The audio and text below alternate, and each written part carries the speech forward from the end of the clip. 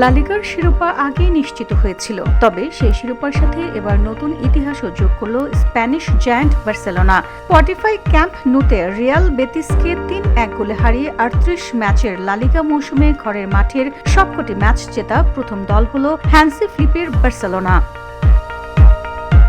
ম্যাচে বার্সেলোনার হয়ে জোড়া গোল করেন রাফিনিয়া। ২৮ মিনিটে ফ্রি কিক থেকে দলকে এগিয়ে দেন তিনি। এরপর ৬২ মিনিটে হেক্টর বেয়েরিনের ভুল পাস কেটে নিয়ে সহজ ফিনিশে নিজের দ্বিতীয় গোল করেন এই ব্রাজিলিয়ান ফরোয়ার্ড। চলতি মৌসুমে তার গোল সংখ্যা দাঁড়ায় ১৯-এ।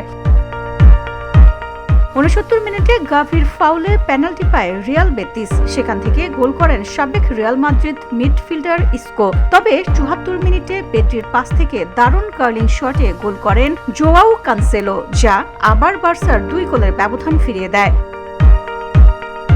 এই জয়ের মাধ্যমে বার্সা লিগার ইতিহাসে ৩৮ ম্যাচের মৌসুমে ঘরের মাঠে শতভাগ জয়ের প্রথম দল হিসেবে নাম লেখায়। ৩টি ভিন্ন স্টেডিয়াম ব্যবহার করেও এই রেকর্ড করেছে Barcelona.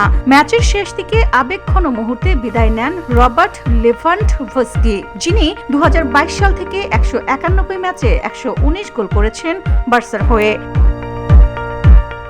VOD Bangla news desk.